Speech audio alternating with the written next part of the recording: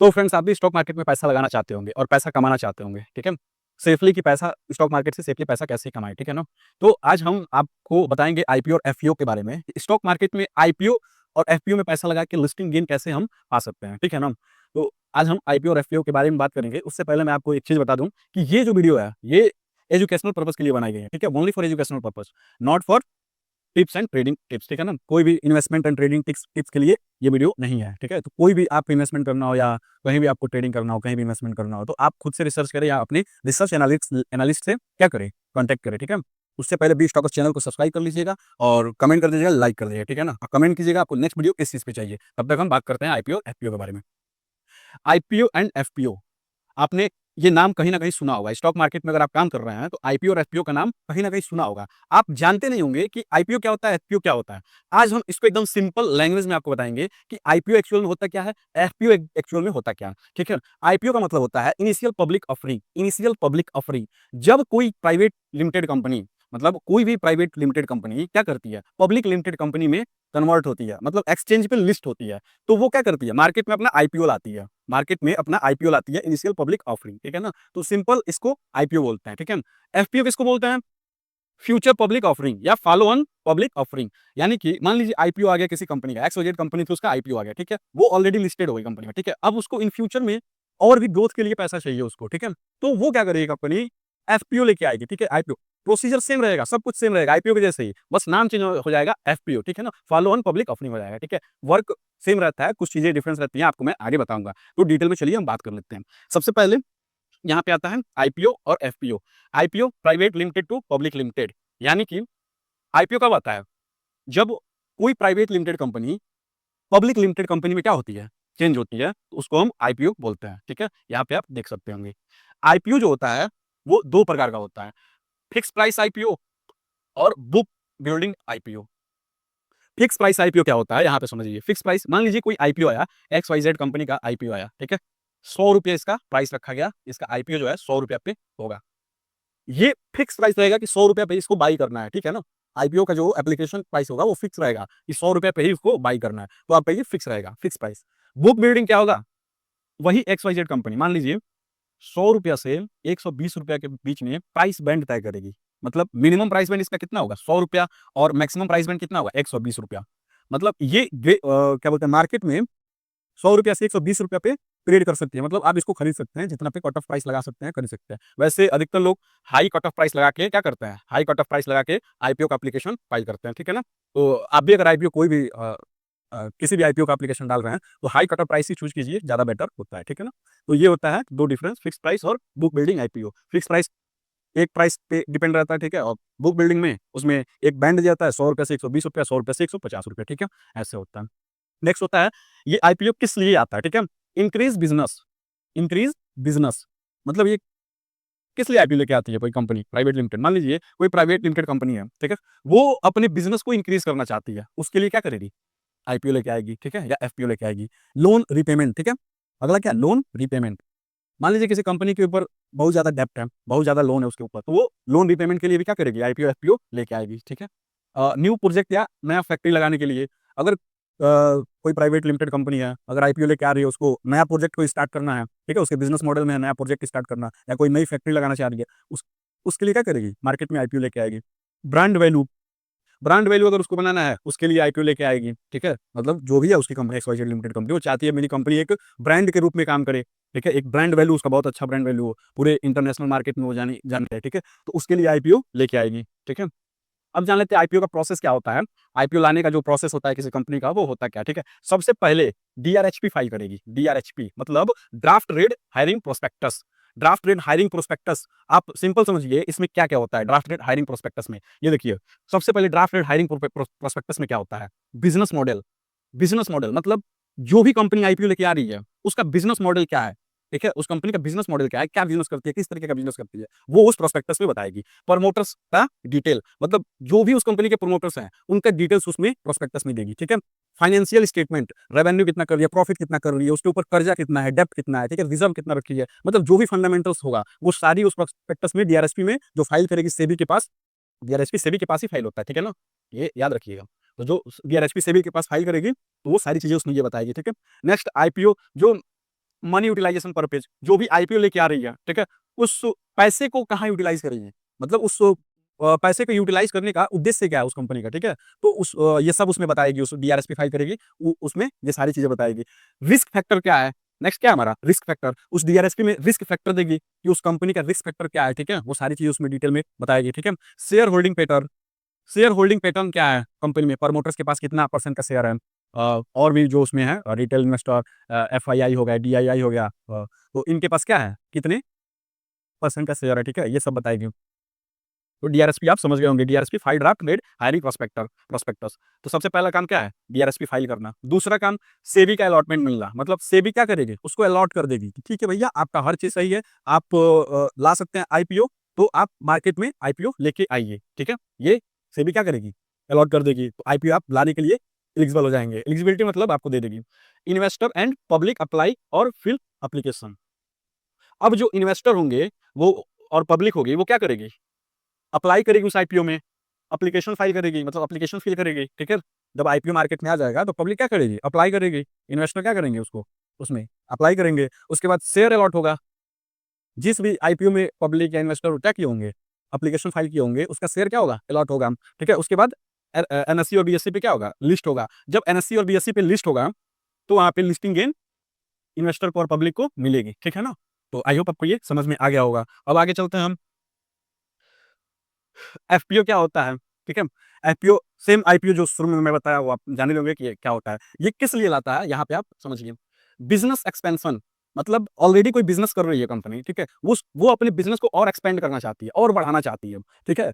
तो वो क्या करेगी, मार्केट में एफपीओ लेके आएगी, फॉलो ऑन पब्लिक ऑफरिंग, ठीक है। एफपीओ लेके आएगी एक्सपेंड करने के लिए अपने बिजनेस को। दूसरा, डेप्ट रीपेमेंट, ये भी डेप्ट रीपेमेंट करने के लिए लाएगी। मतलब अगर ऑलरेडी कंपनी चल रही है, ग्रो कर रही है, अच्छा चल रही है, बढ़िया कर रही है मार्केट में, उसके ऊपर लग रहा है कि डेप्ट की वजह से उसमें थोड़ी बहुत, मतलब मार्केट में उसका सेंटीमेंट निगेटिव जा रहा है, तो वो क्या करेगी, एफपीओ लेके आएगी, जिससे अपना डेप्ट रिपेमेंट कर सके, ठीक है। तो डेप्ट रिपेमेंट करेगी। वर्किंग कैपिटल, कोई भी काम करने के लिए, मतलब नया फैक्ट्री लगाना, नया बिजनेस मॉडल शेड्यूल करना, बनाना, ठीक है। तो कोई भी वर्किंग कैपिटल किसी भी काम के लिए वो क्या करेगी, एफपीओ लेके आएगी। तो वर्किंग कैपिटल के लिए promoters share holding decrease, FPO या आईपीओ भी, ऐसा समझ लीजिए, ये प्रमोटर शेयर होल्डिंग डिक्रीज, ये बहुत इंपॉर्टेंट चीज है आईपीओ और एफपीओ के लिए, ये समझ लीजिए, ठीक है। जिसको हम बोलते हैं ओएफएस, ऑफर फॉर सेल। अधिकतर लोग आईपीओ लगाने से पहले ओएफएस चेक नहीं करते हैं, ठीक है ना, ओएफएस चेक नहीं करते हैं। ओएफएस का मतलब होता है ऑफर फॉर सेल। प्रमोटर्स क्या करते हैं, अपना शेयर पब्लिक में बेचते हैं। अगर उनको मान लीजिए, जो प्रमोटर्स, उनको ऑलरेडी पता हो इस कंपनी में क्या चल रहा है, क्या नहीं चल रहा है, अच्छा चल रहा है कि बुरा चल रहा है इस कंपनी में, ठीक है। अगर अच्छा चल रहा है तो ठीक है, होल्डिंग रखेंगे, अगर बुरा चल रहा है तो वहां पे ओएफएस करेंगे, ऑफर फॉर सेलिंग करेंगे मार्केट में, और खुद निकल जाएंगे प्रमोटर्स, ठीक है। मतलब अपना शेयर मार्केट में पब्लिक को बेच देंगे और प्रमोटर्स का होल्डिंग कम करेंगे कंपनी से और बाहर हो जाएंगे, ठीक है। तो ये एक निगेटिव पॉइंट होता है ओएफएस। मतलब कोई भी आईपीओ या कोई भी एफपीओ आ रहा है तो इसमें फ्रेश इशू से ज्यादा ओएफएस हो, मान लीजिए 100% कोई आईपीओ आया जिसमें से 90% ओएफएस हो, तो वो आईपीओ गड़बड़ है। उसको अच्छे से आप रिसर्च कीजिए, उसके बाद ही उसमें पैसा लगाइए, ठीक है। इसका मतलब ये होता है ऑफर फॉर सेलिंग, मतलब ओएफएस में 90% दिया हो कि ओएफएस जो है 90% इस, मतलब 90% जो शेयर है वो ओएफएस का है, यानी कि जो प्रमोटर्स हैं वो निकल रहे हैं पब्लिक में शेयर को बेच के, ठीक है। तो ये होता है फ्रेश इशू से ज्यादा अगर ओएफएस आ रही है तो, ठीक है। वैसे ही सेम आईपीओ में भी होता है, अगर प्रमोटर्स निकल रहे हैं, फ्रेश इशू से ज्यादा ओएफएस है, तो वो अच्छा उसको नहीं माना जाता, सेंटीमेंट निगेटिव होता है, ठीक है ना। दोनों में तो ये सेम ही होता है, ठीक है ना। तो आई होप आपको ये ओएफएस समझ में आ गया होगा कि ऑफर फिर सेलिंग क्या होता है। कभी भी आईपीओ आए तो उसमें फ्रेश इशू और ओएफएस जरूर चेक करें, ठीक है। और जिस आईपीओ में फ्रेश इशू अधिक हो, मान लीजिए 90% फ्रेश इशू हो, 10% ओएफएस हो, 100% फ्रेश इशू हो, ठीक है, कुछ भी हो सकता है ऊपर नीचे, आपको चेक करना अच्छे से, उसका फंडामेंटल एनालिसिस करना है, उसका हर चीज उसमें चेक करना है, ठीक है ना। तो आपको पता चल जाएगा कि ओएफएस कितना है, फ्रेश इशू कितना है, ठीक है। तो आई होप आपको ये समझ में आ गया होगा कि ओएफएस कैसे काम करता है और फ्रेश इशू कैसे काम करता है, और क्या सही होता है क्या गलत होता है। नेक्स्ट चलिए हम बात करते हैं, किसी भी आईपीओ और एफपीओ अप्लाई करने से पहले आपको क्या देखना चाहिए, ठीक है। सबसे पहला अभी मैं बताया फंडामेंटल, फंडामेंटल मोस्ट इंपॉर्टेंट चीज है किसी भी आईपीओ या आईपीओ में पैसा लगाने से पहले चेक करना। मतलब आप किसी आईपीओ में पैसा लगा रहे हैं या एफपीओ में पैसा लगा रहे हैं तो उसका फंडामेंटल जरूर नहीं 100 या 120% उसको चेक कीजिए, ठीक है। तो फंडामेंटल्स चेक करना एकदम अनिवार्य है, ठीक है। दूसरा क्या है, ओएफएस, ये भी एक इंपॉर्टेंट थिंग है, ठीक है। ऑफर फॉर सेलिंग, कि अगर आईपीओ और एफपीओ आया है उसमें ओएफएस कितना है, ऑफर फॉर सेलिंग कितना है, मतलब प्रमोटर्स अपने शेयर को बेच रहे हैं कि नहीं पब्लिक में, और बेच के निकल रहे हैं कि नहीं, ठीक है। फ्रेश इशू कितना है, ये सारी चीजें चेक करना बहुत ज्यादा जरूरी है। दूसरा चीज grey market premium. Grey market premium यानी कि जीएमपी, ये जैसे आपको ऐसे समझ लीजिए एनएससी और बीएससी होता है, ये ऑफिशियल एक्सचेंज होते हैं जहां पे ट्रेड किया जाता है किसी भी कंपनी का, ठीक है ना। वैसे ही एक अनऑफिशियल मार्केट होता है जिसको हम बोलते हैं ग्रे मार्केट, ठीक है। ये एक अनऑफिशियल मार्केट होता है, ये इलीगल मार्केट नहीं होता है, लेकिन ये ऑफिशियल भी नहीं होता है, ये भी ध्यान में रखिएगा। ये इलीगल नहीं होता है, लेकिन ये ऑफिशियल भी नहीं होता है। ये काम कैसे करता है, मार्केट बुलिश हो तो ये बहुत अच्छा काम करता है जीएमपी, और ज्यादा एक्यूरेट काम करता है जब मार्केट बुलिश होता है, ठीक है। तो ग्रे मार्केट प्रीमियम आपको चेक करना चाहिए अच्छे से, ठीक है, अनऑफिशियल मार्केट में कि इस कंपनी का XYZ कंपनी का आईपीओ आया है तो वो कैसे मार्केट में प्रदर्शन कर रहा है, ठीक है। तीसरा long term think about company, मतलब जिस भी कंपनी में आप पैसा लगाने जा रहे हैं आईपीओ एफपीओ में, तो उस कंपनी के बारे में लॉन्ग टर्म को लेके सोचिए कि आप वो कंपनी जो है उसका लॉन्ग टर्म विजन क्या है, लॉन्ग टर्म में वो क्या करना चाह रही है कंपनी, ठीक है। तो आप लॉन्ग टर्म के हिसाब से सोचिए, उसके बाद पैसा लगाइए, ठीक है। तो आगे चलते हैं हम। नेक्स्ट है जीएमपी, इसको अच्छे समझ लीजिए कि जीएमपी क्या होता है। अभी मैंने बताया कि जीएमपी जो होता है एक अनऑफिशियल मार्केट होता है, ठीक है, अनऑफिशियल मार्केट होता है। जैसे एनएससी होती है, बीएससी होती है, ऑफिशियल स्टॉक एक्सचेंज, वैसे ये एक अनऑफिशियल एक्सचेंज होता है, ग्रे मार्केट जिसको बोलते हैं हम, ठीक है। तो ये अनऑफिशियल, जैसे लिस्ट होने से पहले ट्रेडिंग होती है, मार्केट जो होती है एनएससी और बीएससी पे, वो शेयर लिस्ट होने से पहले ग्रे मार्केट में, मतलब अनऑफिशियल मार्केट में ट्रेड किया जाता है, जिसमें इसका भाव मतलब डिमांड ज्यादा होता है। अगर उस आईपीओ का डिमांड ज्यादा होगा तो ग्रे मार्केट प्रीमियम क्या होगा, बढ़ेगा, इंक्रीज करेगा। और इसके साथ अगर मार्केट भी बुलिश रहा तब तो चार चांद लग जाएगा उस आईपीओ में, तब और ज्यादा बढ़ेगा उसका ग्रे मार्केट प्रीमियम, ठीक है। तो ये समझ रहे होंगे कि अनऑफिशियल मार्केट में कैसे उसको ट्रेड करते हैं और जीएमपी होता क्या है, ठीक है। दूसरा चीज आता है ट्रेडिंग बिफोर लिस्टिंग। जो जीएमपी है वो लिस्टिंग से पहले ट्रेड करती है, अभी मैंने आपको बताया लिस्टिंग से पहले क्या करती है, ट्रेड करती है, कहां पे, अनऑफिशियल मार्केट पे, ठीक है। तो आपको ये समझ में आ गया होगा। अगला नेक्स्ट क्या है, how to work GMP. GMP कैसे वर्क करता है। मान लीजिए कोई आईपीओ का प्राइस बैंड आया, मतलब आईपीओ मार्केट में आया 100 रुपया पे, जिसका प्राइस बैंड है 100 रुपया, ठीक है। अब ये फिक्स्ड प्राइस बैंड मान के चलेंगे तो 100 रुपया, अब बिल्डअप मान के चलेंगे तो 100 से 120 रुपया, इसका कट ऑफ वैल्यू मान लीजिए, ठीक है, कट ऑफ वैल्यू मान लीजिए 100 रुपया, ठीक है। तो 100 रुपया इसका प्राइस है। जीएमपी ग्रे मार्केट प्रीमियम जो है 50 रुपया है, मतलब मार्केट में डिमांड अच्छा है, डिमांड अच्छा है, इसका जीएमपी बढ़ के 50 रुपया गया, ठीक है। मतलब अनऑफिशियल मार्केट में जब ट्रेड कर रही है, उसका डिमांड लोगों में जब ट्रेड हो रहा है तो डिमांड बढ़ रहा है कि हम बाई करेंगे, हम बाई करेंगे, पैसा ज्यादा उसमें लग रहा है, सौदा उसका बहुत अच्छे से हो रहा है, ठीक है। मार्केट भी बुलिश है, तो क्या हो रहा है, 50 रुपया इसका जीएमपी बढ़ के जा चुका है, ठीक है। इसका मतलब ये होगा कि जीएमपी 50% इंक्रीज है, यानी कि जो लिस्टिंग एक्सपेक्टेड लिस्टिंग गेन आपको बताएगा वो 150 रुपया होगा, 150 रुपया होगा, ठीक है, 150 रुपया होगा। अब देखिए यहाँ पे प्रॉफिट सिर्फ 150 रुपये नहीं होगा। आईपीओ जो होता है ना या एफपीओ होता है वो लॉट में आता है, लॉट साइज, ठीक है, लॉट में आता है। अब एक लॉट में 30 शेयर, 40 शेयर, 100 शेयर, कितना भी शेयर ये करके दे सकती है, ठीक है, प्राइस के हिसाब से, ठीक है ना। तो प्राइस के हिसाब से ये कर सकती है। अब नेक्स्ट आप बात करते हैं, ये आपको ये समझ में आ गया होगा, subscribe, over subscribe, under subscribe. Subscribe क्या होता है, ओवर सब्सक्राइब क्या होता है, अंडर सब्सक्राइब क्या होता है, ये इसमें भी आपको कंफ्यूजन होता होगा, ठीक है।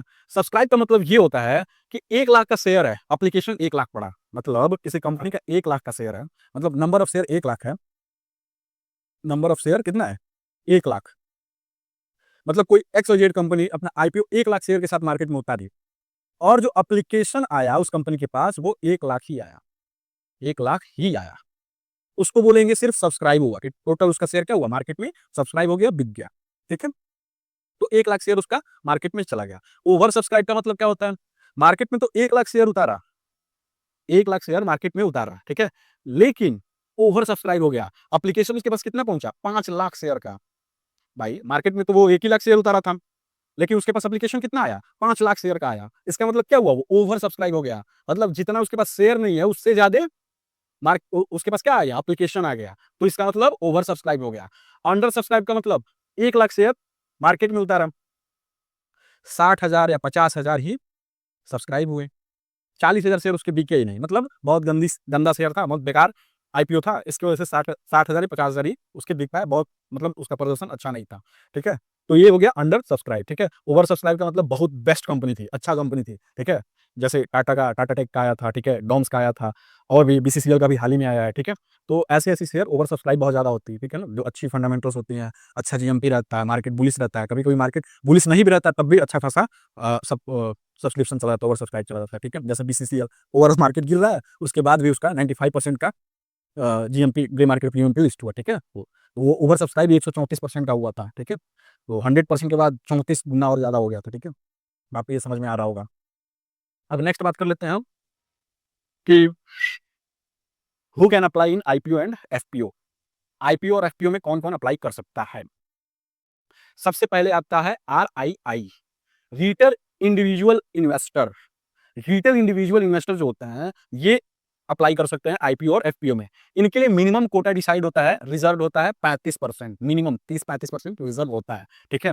और इनका जो काम करता है ना आईपीओ अलॉट होने का तरीका, वो लॉटरी बेसिस पे काम करता है। लॉटरी बेसिस पे काम करता है इनका, मतलब जैसे लॉटरी में काम होता है ना, सट्टा एक तरीके से समझिए, लॉटरी दिया है, घुमा ऐसे चक्री टाइप का होता है, घुमाया जाता है, इनके गया तो इनको अलॉट हो गया, ठीक है। तो इन पे रिटेल वालों के लिए ऐसे काम करता है। दूसरा आता है HNI NII, ठीक है, high net worth individual and non institutional investor, ठीक है। तो high net worth individual and non institutional investor ये होते हैं HNI और NII। इनके लिए 15% कोटा रिजर्व होता है, मिनिमम 15% कोटा रिजर्व होता है। और इनका जो है 50% मान के चलिए लॉटरी बेसिस पे काम करता है। और नहीं तो मतलब अगर ये मतलब इनमें जो HNI और NNI में आते हैं, इनको जरूर ना जरूर 1 लॉट या 2 लॉट अलॉट होता है, ठीक है। तो ऐसे समझ लीजिए। लेकिन हाँ 50% इनका भी लॉटरी बेसिस पे काम करता है, ठीक है।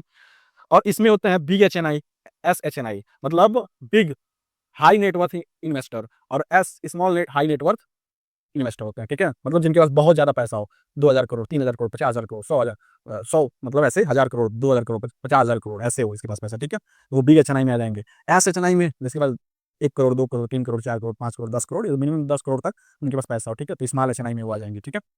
QI भी होता है, क्वालिफाइड इंस्टीट्यूशनल बायर होते हैं, क्वालिफाइड इंस्टीट्यूशनल बायर। इनके लिए 50% कोटा रिजर्व होता है, 50% कोटा रिजर्व होता है। सोचिए 50%, 15%, 35%, 100%। तो इनके लिए 50% कोटा क्या होता है, रिजर्व होता है क्वालिफाइड इंस्टीट्यूशनल बायर के लिए, ठीक है। अब ये होते कौन है, यहाँ पे देखिए, ये QI भी है जिसमें म्यूचुअल फंड आती है, इंश्योरेंस कंपनियां आती हैं, FII आती है, फॉरेन इंस्टीट्यूशनल इन्वेस्टर, ठीक है, बैंक आता है, ठीक है। ये सब DII में आते हैं, mutual fund, insurance company, bank. मतलब ऐसे बोले तो FII एंड DII, ठीक है, domestic institutional investor and foreign institutional investor, ठीक है। तो ये बैंक होता है।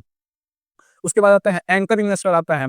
एंकर इन्वेस्टर जो होता है ना, अगर किसी कंपनी में आपको दिख रहा है कि एंकर इन्वेस्टर का शेयर होल्डिंग बहुत ज्यादा है, तो इसका मतलब ना उस शेयर मतलब अच्छा होता है। समझिए समझिए कैसे।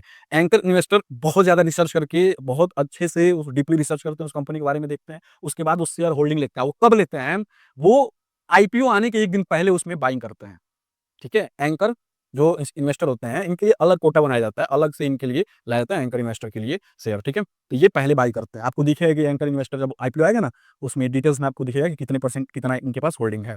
तो 1 दिन पहले ये क्या करते हैं, आईपीओ ओपन होने के 1 दिन पहले ये इन्वेस्टमेंट करते हैं उस आईपीओ में, ठीक है। तो इनसे कॉन्फिडेंस बढ़ता है रिटेल इन्वेस्टर, HNI को, NNI को, ये इन सबको क्या होता है, कॉन्फिडेंट आता है। इंप्लॉय लास्ट होता है, employee and share holding category.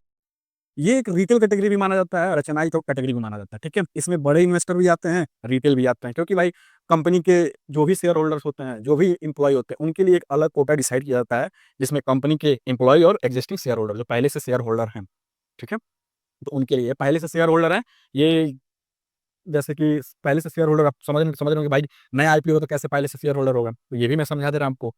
Group का नाम सुना है ना, जैसे अडानी ग्रुप ऑफ कंपनी हो गया, अंबानी ग्रुप ऑफ कंपनी, जैसे रिलायंस ग्रुप ऑफ कंपनी हो गया, Adani Tata group of company हो गया।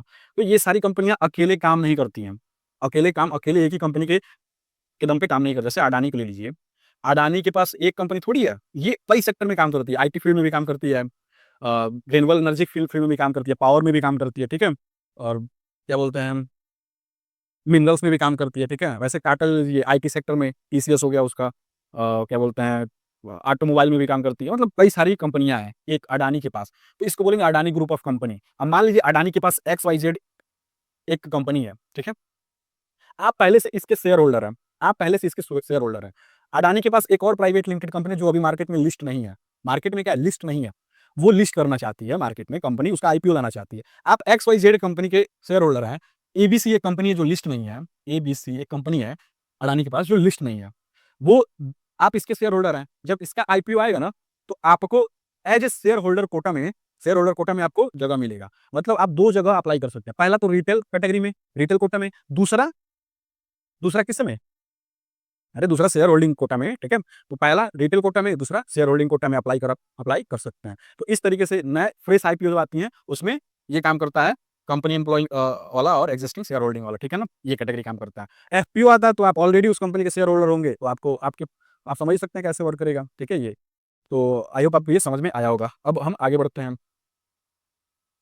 एक चीज़ मैं और जीएमपी के बारे में बता दे रहा हूँ जो छूट गया था। जैसे कभी-कभी ऐसा होता है ना कि जीएमपी हाई भी रहता है ना, तो उसका लिस्टिंग बहुत बेकार हो जाता है मार्केट में। यानी कि आप जीएमपी पे खुल के भरोसा नहीं कर सकते हैं। ऐसा समझिए आप, जीएमपी जीएमपी जो होता है ग्रे मार्केट प्रीमियम, ये अनऑफिशियल डेटा होता है, ठीक है ना। मार्केट में इसका 1 दिन में, 1 घंटे में, 1 मिनट में डिमांड गिर सकता है, ठीक है ना। कोई ना कोई ऐसा न्यूज़ आ जाएगा, कोई ना कोई ऐसा वजह बन जाएगा जिसकी वजह से ग्रे मार्केट प्रीमियम गिर सकता है। तो आप उस पे पूरा अ डिपेंड होके पैसा ना लगाएँ, ठीक है ना? कभी-कभी ऐसा होता है कि ग्रे मार्केट प्रीमियम बहुत ज़्यादा हाई होती है और लिस्टिंग उसका बहुत ज़्यादा लो होता है, ठीक है? तो आपको ये समझ में आ गया होगा ग्रे मार्केट प्रीमियम। और एक होता है आईपीओ में, ये तो समझ गए होंगे रिटेल वाला कैसे वर्क करता है, ठीक है ना? अब आपको मैं बता रहा हूँ एसएमई एंड एमई।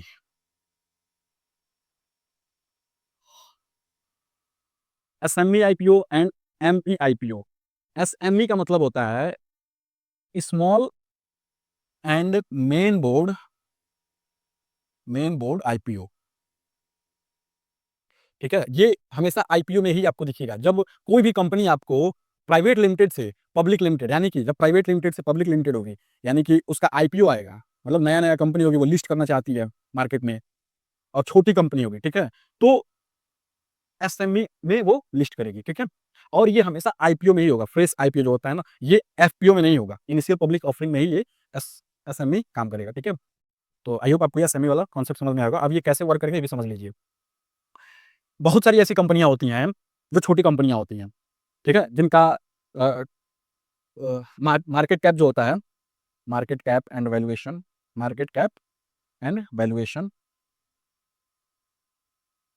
25 करोड़ से कम होता है। मतलब ऐसे मेनली रूल ये है कि जो मार्केट कैप है उसका वैल्यूएशन 25 करोड़ या 25 करोड़ से कम है, तो वो अपना आईपीओ किस पे लिस्ट करेगी? एसएमई में ही लिस्ट करेगी, ठीक है?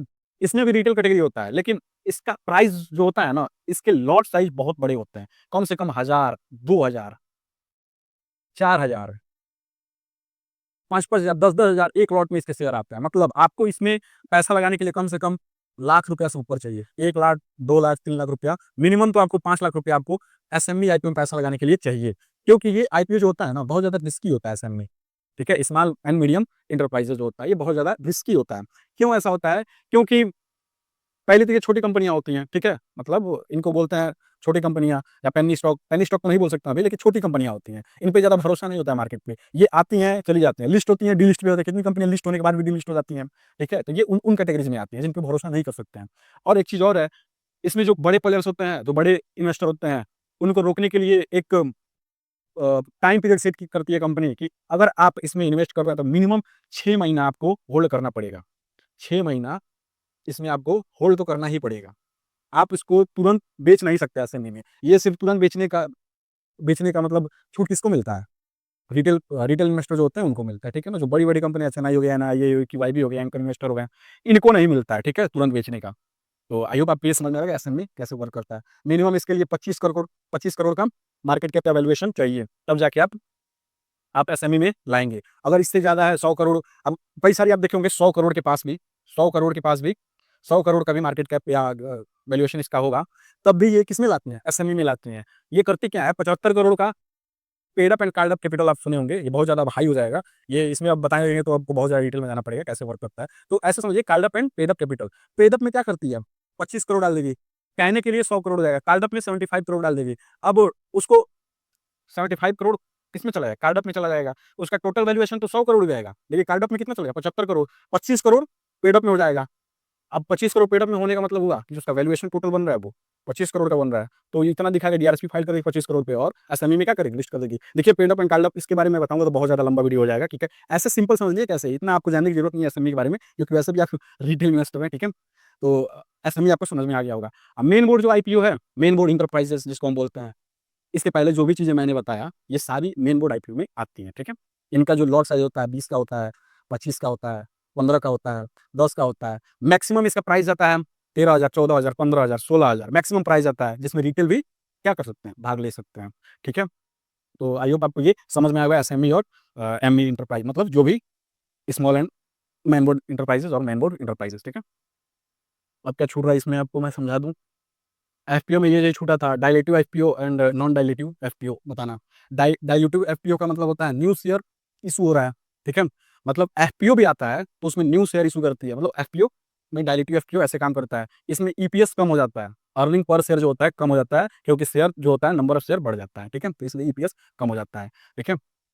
और वैसे मैं पिछले वीडियो में बताया था बाईबैक करती है शेयर तो ईपीएस बढ़ जाता है, वैसे ही एफपीओ लाती है तो ईपीएस कम हो जाता है। नॉन डायलेटिव एफपीओ में होता है सेम वही ओएफएस वाला हाल, जिसमें प्रमोटर्स क्या करते हैं अपने शेयर को सेल करते हैं, ठीक है। तो इतना ही था आईपीओ एंड एफपीओ के बारे में। आपको ये सारी चीज़ें समझ में आ गई होंगी अच्छे से, ठीक है। और जो भी चीज़ें आपको नहीं समझ में आई होंगी उसके लिए आप कमेंट कीजिएगा क्या आपको समझ में आया, क्या आपको नहीं समझ में आया, जिस पर मैं एक अलग से वीडियो आपको बना के दे दूंगा और हर चीज़ उसमें आपका डाउट क्लियर हो जाएगा और अच्छे से समझ में आ जाएगा, ठीक है। तो मेरे चैनल बी स्टॉकर को सब्सक्राइब करना मत भूलिएगा। बी स्टॉकर चैनल का नाम है, बी स्टॉकर, ठीक है। ये सर्च कीजिएगा बी स्टॉकर तो आपको चैनल दिख जाएगा और इसको सब्सक्राइब जरूर कीजिएगा, ठीक है। तो चलिए आज के लिए बस इतना ही, मिलता हूँ नेक्स्ट वीडियो में और तब तक के लिए थैंक यू।